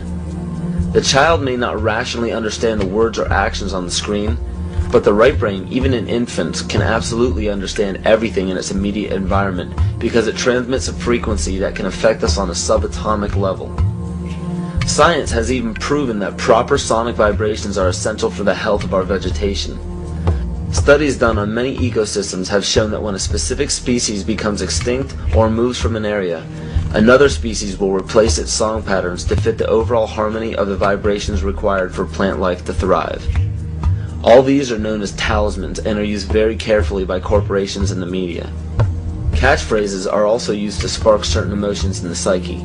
When the average person hears the words terror, bombing, gunshots, murder, war, assassination, and so on, the body and the mind respond with heightened alertness and caution. And when events such as assassinations of major leaders, bombings, terrorism, or war happen on large scales throughout the world, the body responds differently at different times, marked biologically and astrologically. The tragic event involving the Branch Davidians at Waco and the Oklahoma City bombings claimed the lives of men, women, and children as they ended in flames on April 19th. This date is a pagan holiday where human sacrifice is made by fire. The tragic events of September 11th, 2001 happened on the Mayan calendar date of 6 Emox, which represents large-scale change. And when the U.S. attacked Afghanistan on October 7th, 2001, this was the Mayan calendar date of 6K, which represents balancing. Please understand that these weren't prophecies or predictions. The Mayans simply understood the body's natural cycles. So these unfortunate events are not by chance. One needs only to look at the result of the major political decisions of the United States since the inception of the United Nations to catch a glimpse of the ultimate goal. Every major war, assassination, terrorist attack, or security weakness exposed has two specific common themes. 1. The unfortunate event makes worldwide news and scares or angers the public. And 2. The result, no matter what, is always the expansion of government and the destruction of constitutional freedoms. It doesn't matter what the excuse or the explanation is. The result always tells the truth. A child can give the greatest excuses every time he's too sick for school, but if it always happens on the day of a test, the truth is revealed by the result. The major media outlets can give every explanation in the book as to why war is declared, assassinations happen, and terrorist events take place, but if they all end up in the expansion of government and the destruction of constitutional freedoms, the truth is revealed by the result. And because the vast majority of the public are completely ignorant of natural biological cycles of man, it is increasingly difficult for them to accept that these events are by no means an accident.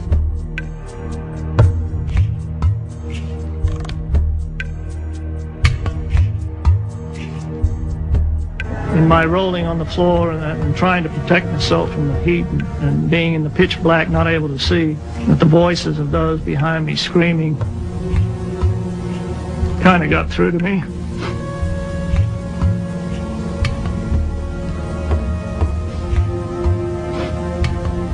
I recognized who they were. Could identify the voices. Are they just coming and kill me? No. No. Nobody's coming.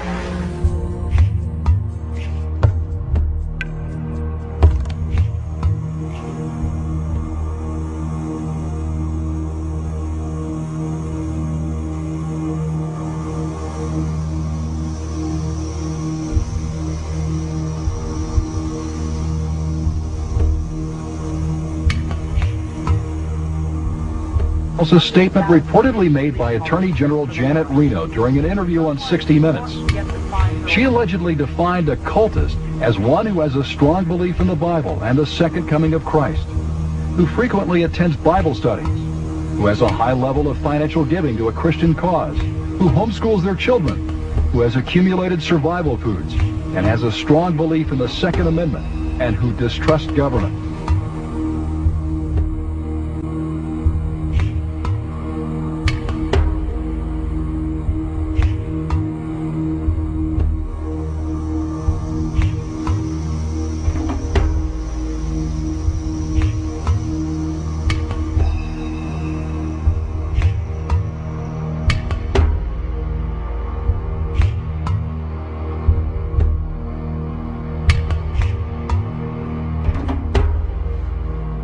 Through federal authorities that a second bomb has been found inside that federal building in Oklahoma City. It was an explosion at 9 o'clock this morning that did that damage you're looking at right there. Well, I just took a look down the street at the Morrow building again. I see another bomb truck going, so apparently they're going to try to get out that third bomb that's been talked about. At the present time, the medical teams downtown are unable to get into the wreckage to retrieve more of the injured because of the presence of other bombs in the area. I've been told by the police department that just as soon as those bombs are defused, they will permit the medical teams to enter. Now, we're also hearing from some witnesses on the scene that they've overheard from firefighters that were first on the scene that there was a possibility that there was a secondary explosive device besides the car bomb device outside the building, and that device may have been placed near the nursery. Also, we're getting word now that President Clinton is sending anti-terrorism units down here to look over the situation to find out exactly what went on and what other danger may be out there in Oklahoma City. That's something we need to think about, unfortunately, this time, because, as we've told you, 2 other explosive devices were found that were not detonated, and they were larger than the first. The reports I have is that one device was deactivated. Apparently there's another device, and obviously whatever did the damage to the Murrah building was a tremendous, very sophisticated explosive device. So President Clinton just called Frank Keating, Governor Frank Keating, and he says that 3 FBI anti-terrorist teams are en route to Oklahoma City. Right now they are saying that this is the work of a sophisticated group. This is a very sophisticated device, and it has to have been done by an explosives expert, obviously with this type of explosion. Now, the Justice Department is reporting that a second explosive device has been found in the AP Murrah building in downtown Oklahoma City. We should find out an awful lot when the bombs are taken apart. I think it was a great stroke of luck. As you're mentioning, it's hard to talk about luck on a day like today in Oklahoma City, but it was a great stroke of luck that we actually have got diffused bombs. It's through the bomb material that we will be able to track down who committed this atrocity. First bomb that was in the federal building did go off. It did the damage that you see right there. The second explosive was found and diffused. The third explosive that was found, and they are working on right now as we speak, I understand, both the second and third explosives, if you can imagine this, were larger than the first.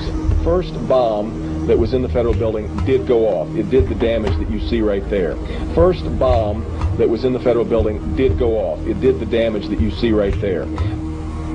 Still another problem, according to these groups, is the executive branch making a grab for much more police power, some of it highly questionable in the aftermath of the Oklahoma City bombing. It shouldn't be the case that Americans have to worry that their phone could be tapped. It shouldn't be the case that Americans have to worry that their credit records could be made accessible by the FBI without them being involved in any criminal activity. The first draft of the House anti-terrorism bill was so loose it could let authorities define as an act of terrorism, prosecutable by the federal government, everything from threatening your spouse with a gun to blocking an abortion clinic. While the anti-terrorism bills ask for sweeping new powers, the ACLU and others also worry about numerous executive orders that the public knows little about. These orders could give the president, federal agencies, and the military near dictatorial powers.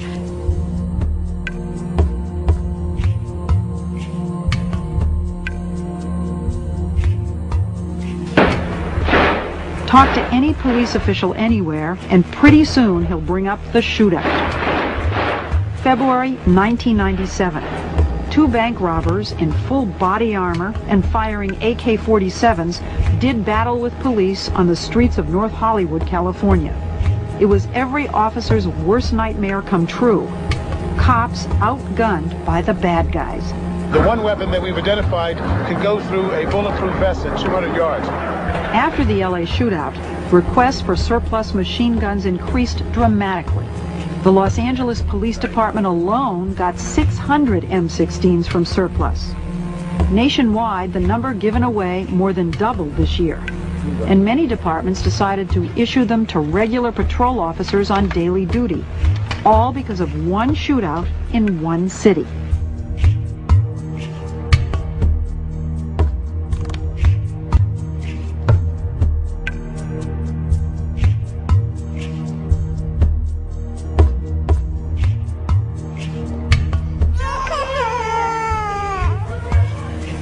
Till now, the diagnosis is not settled for this child. We complain from prolonged fever and this wasting.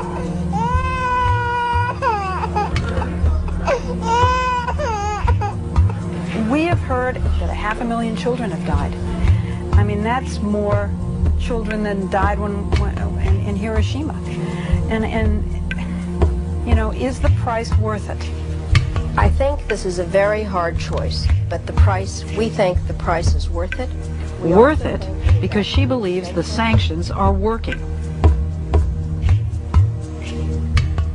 In November 1997, former U.S. Attorney General Ramsey Clark headed a delegation of the International Action Center on his 7th trip to Iraq to investigate the continued effects of the United Nations sanctions on the population.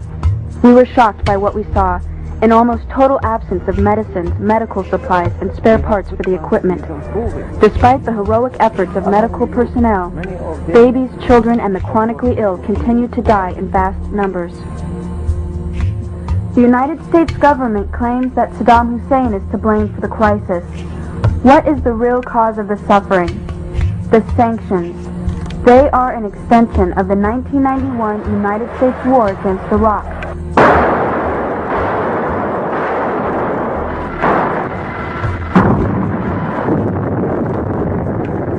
The goal was to cripple Iraq's infrastructure and make civilian life unsustainable. We demonstrated the capacity of technology to cripple a country without ever setting foot on it in the Persian Gulf. It's important to recognize that because it goes hand in hand with the sanctions.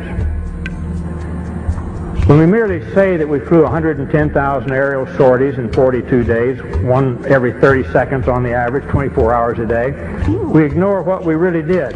As officials said, the death toll was now 288, with many more to come. The trucks kept filling up and driving away, past waiting relatives who knew they might never be able to identify the bodies of their loved ones. The community of Almeria filled one of the first of many funerals with gunfire in sign of grief and fury, and with angry words aimed through foreign journalists. "My mother, she's gone," shouted this young man.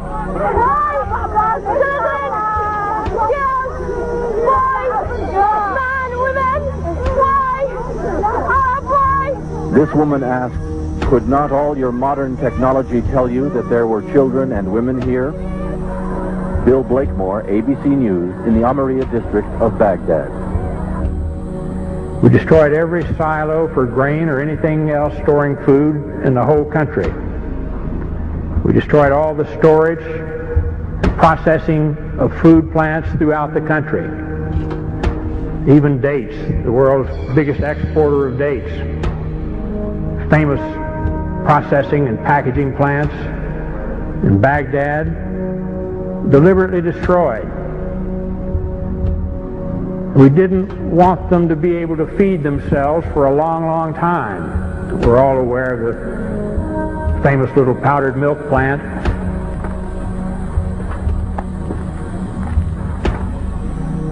The United States government says that in this factory here you were making chemical weapons. Is that true? No, that's not true. They are lying. Because this is milk for children. This powder, milk of children. Nothing else was made, only this in the factory? Yes, and you can see it yourself. With the only factory in the Middle East to produce powdered milk, they were producing about 17% of their powdered milk requirements. We destroyed that, cut off all the milk. The malnutrition of the mothers immediately jeopardized all of the infants. 70% of the pregnant women, even today in Iraq, suffer anemia. The death rate for children has soared compared to 1989, the last year before sanctions. One of the biggest causes of death in Iraqi children today is diarrhea and dysentery due to the untreated drinking water. Iraq's water purification plants were heavily bombed in the war, and many that were repaired have broken down. The United Nations bans the import of spare parts and chlorine into Iraq to purify water. We saw the effects of this policy in the hospitals. This is the second attack form of acute bloody diarrhea, anemic dysentery. Most of them are due to contamination of water.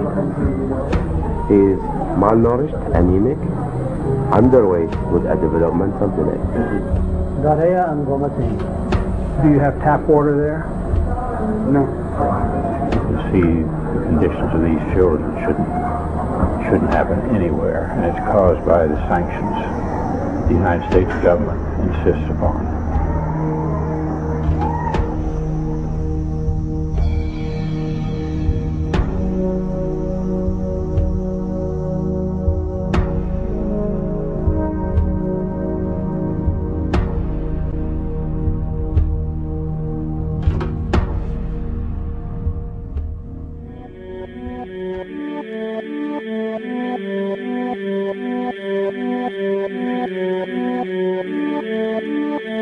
The daily life we perceive with our five senses is not reality. Quantum physics has shown that space and time are illusions of perception. Therefore, our bodies cannot truly be a reality if they occupy this space. Our true consciousness does not exist in our brains or in our bodies. But this illusion of our individual bodies, along with the misinformation of our true origins, has manifested the idea that we all think independently from one another.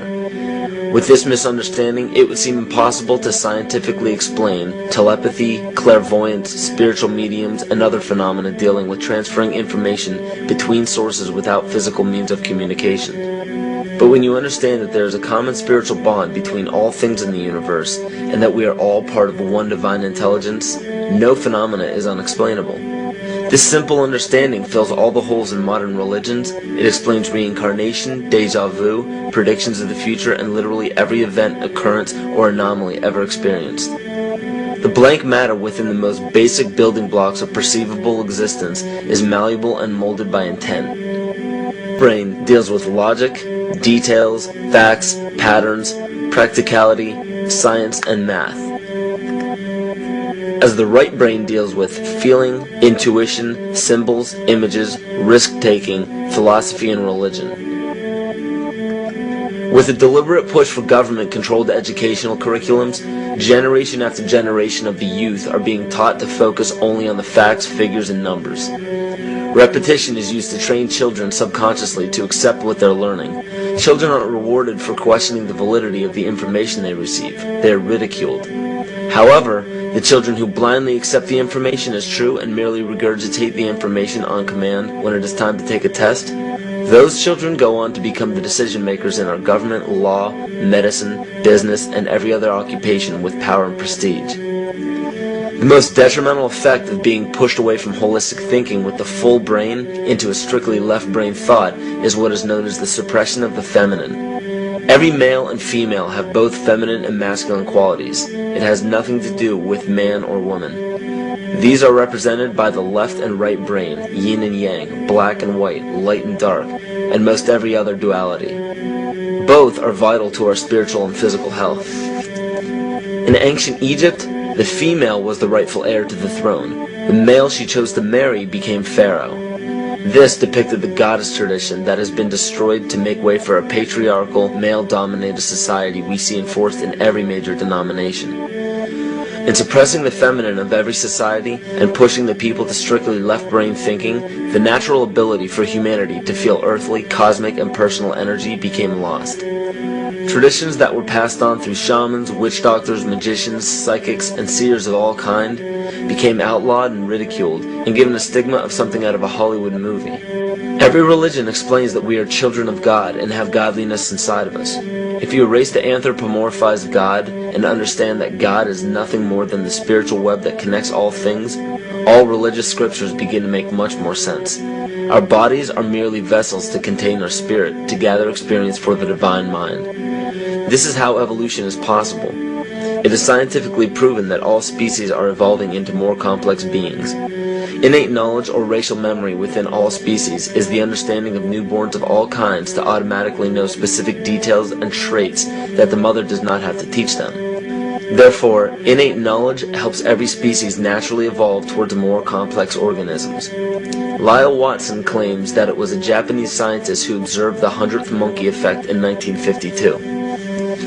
In this observation, he discovered that a certain portion or percentage of monkeys learned or developed a new trait. The knowledge became an innate ability in that species. This is further testimony to a collective consciousness among species.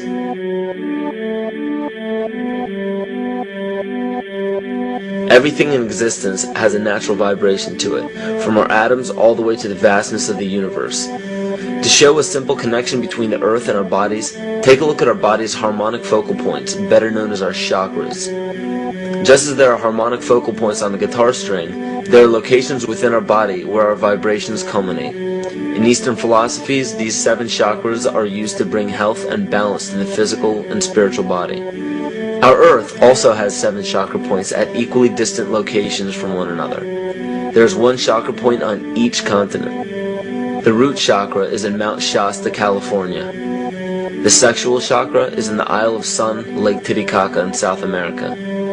The solar plexus chakra is in Uluru Kata Juta in Australia. The heart chakra is in Glastonbury or Shaftesbury, England. The throat chakra is where the Great Pyramids of Giza in Egypt are. The heart chakra is at Kuhe Malak Sia in Iran.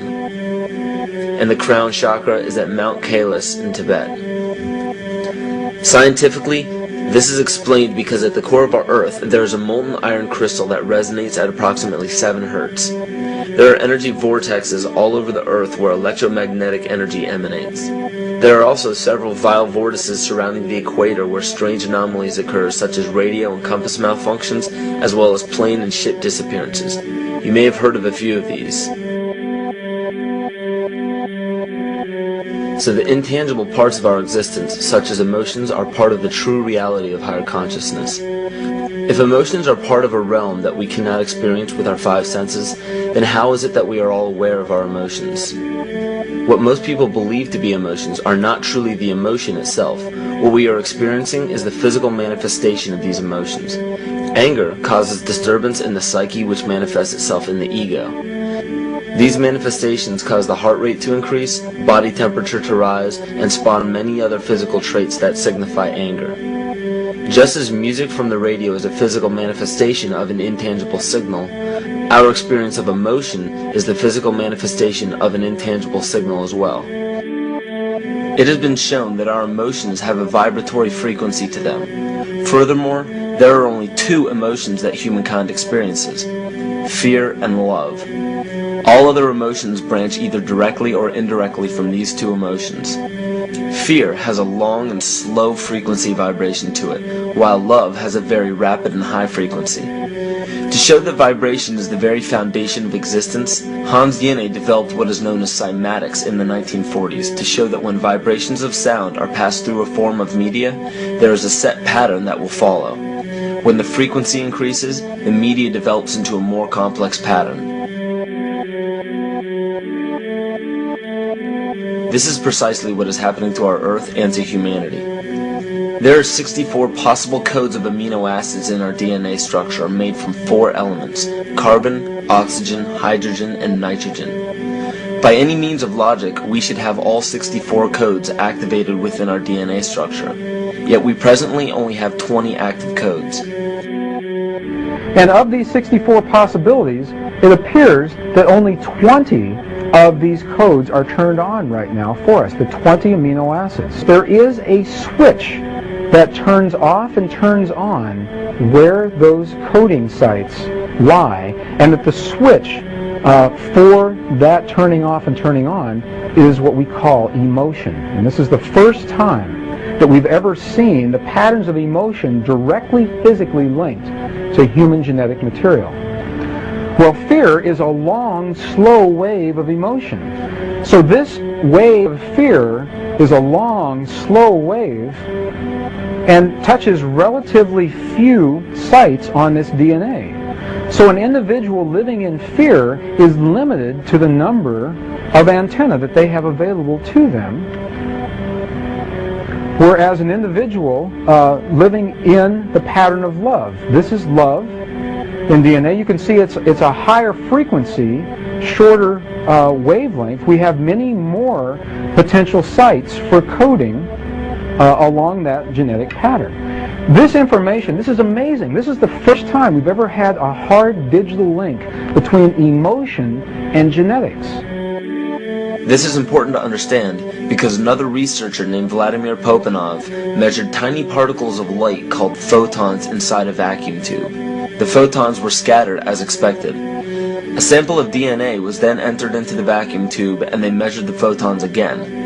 They found that the particles of light aligned themselves along the axis of the DNA. Then, as they removed the DNA sample, the photons remained aligned to the same form of the DNA even though no DNA was present. This is what is known as the phantom DNA experiment. Science has now bridged a very important gap between physical and ethereal, or spiritual. Our emotions directly affect the structure of our DNA, which directly shapes the physical world we experience every day. So the messages left by the ancients that we've explained here were more than just prophecies about a one-world government or a new world order. We now understand why the study of the heavenly bodies were so important. The rotation and orbit of all that makes up our universe serves as a clock to map changes and transitions. This helped the ancients understand that the change of the heavenly bodies were a mirror to the changes of all existence. December 21st, 2012 is simply a natural transition from one form of energy to the next, the transcendental evolution of man. This date is what's known as 0 point. Our sun, as well as our planet Earth, is losing its magnetic field as the Earth is slowing in its rotation. All the while, its base resonant frequency, also known as the Schumann cavity resonance, is increasing in accordance with the predictable sequence of the Fibonacci theory. At a cellular level, our bodies respond to an electromagnetic pulse. The ancients called this the sacred circuit. The cells receive this pulse from the brain, which receives its pulse from the heart, which receives its pulse from the earth. This pulse comes from the solar system, which from there comes from the galaxy, which ultimately comes from our entire universe. We literally share a pulse with all of existence. Yet another example of everything being one. For as long as scientists have been recording the Earth's pulse, it has remained at approximately 7.8 cycles per second. This was a constant fixed number until 1986 into 1987. It rapidly began increasing to about 9 cycles per second in 1996. So in one decade, it increased by about 2 cycles per second. By 2012, this pulse will be right around 13 cycles per second, just as the Fibonacci theory indicates. What does this mean for humanity? Just as cymatics has shown that higher frequencies result in more complex patterns, we are now experiencing the beginning of a major shift in both physical and spiritual vibration. It's difficult to understand what exactly will happen to our physical bodies, but ancient scriptures, pagan and monotheistic religions, mystery schools, and secret fraternal orders have all given indications as to what this experience will be like.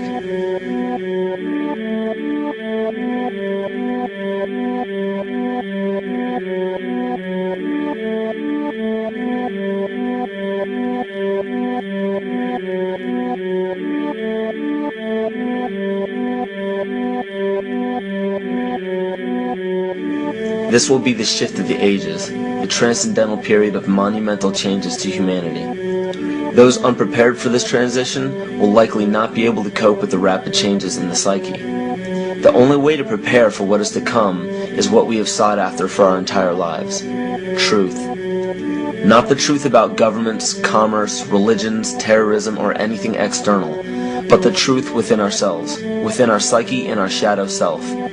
Especially in Western cultures, we are taught that being normal means only being happy and never sad, only loving and never angry, only forgiving and never jealous. This sounds plausible, but it is not. We are not meant to repress any negative emotions because it causes imbalance. To conquer our emotions, we must embrace them, not fight them. We must acknowledge them and allow them to serve their purpose as we learn from them. The ancient Essene culture left teachings dating back about 6,000 years. They taught that our relationships with one another, with the universe, and with situations and events are mirrors of the parts of our psyche that need to be cleansed. Author Greg Braden beautifully explains this entire segment at great length in his work. His hard work and understanding of these subjects contributed largely to the marriage between science and spirituality. It is very important to understand that when you fear loss, fear death, fear war, fear terrorism, or fear change, you are giving others the ability to control you based on those fears. When you fight against poverty or against racism, when you fight for relationships or for freedom, you are outwardly attempting to repress that which has been placed before you to conquer inwardly. These situations are mirrors of our fears. This is why it is important to love and only love. Love those who stand with you, but especially those who stand against you. Don't look at your fears as a threat. Rather understand that this material world is only a physical manifestation of either the love or fear in your consciousness.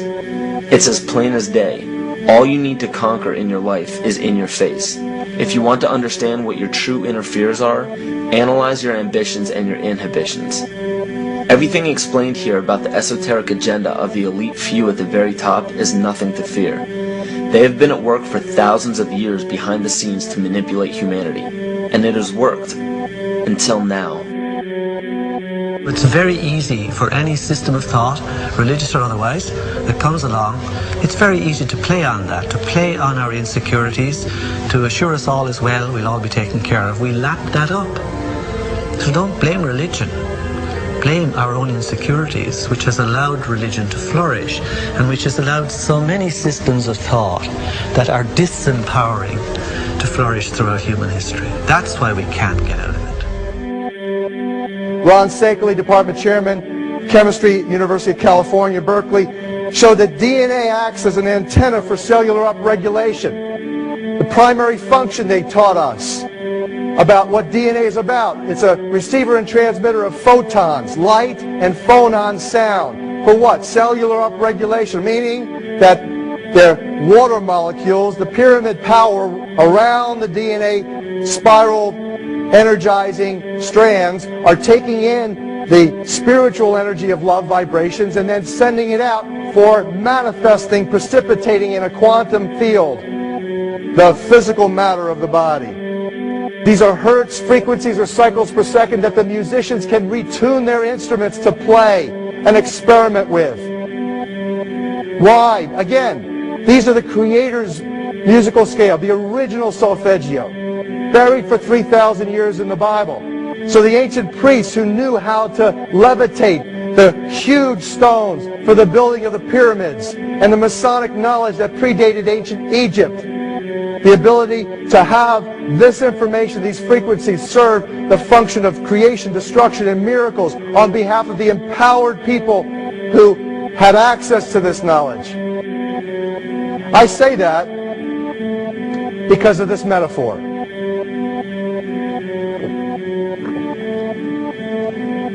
This is the difference between the power of our Creator and anything else, particularly evil.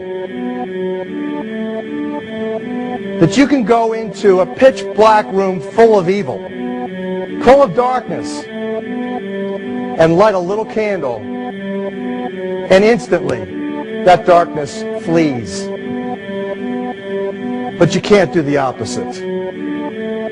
You can't go into a well-lit room full of truth and wisdom and righteousness and joy and health and harmony with the universal power. And you can't take a any amount of darkness and go into that well-lit room and have any effect whatsoever.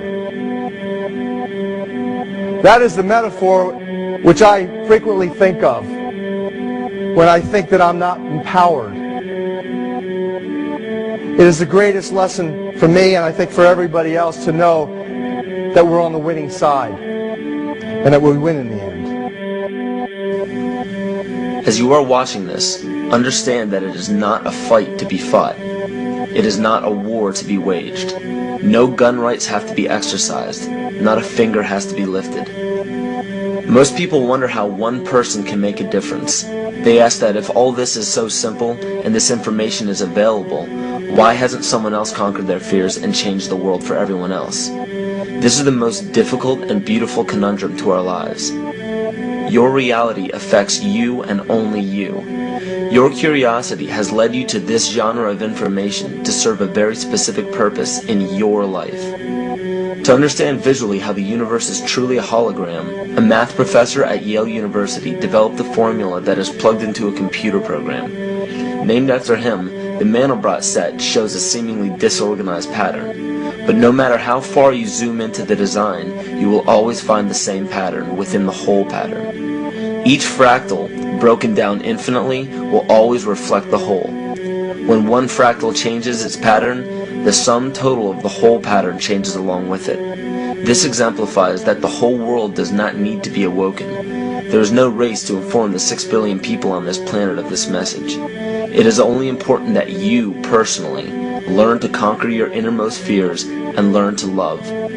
When you see your fears for what they are and master your emotions, then, and only then, will you truly be free.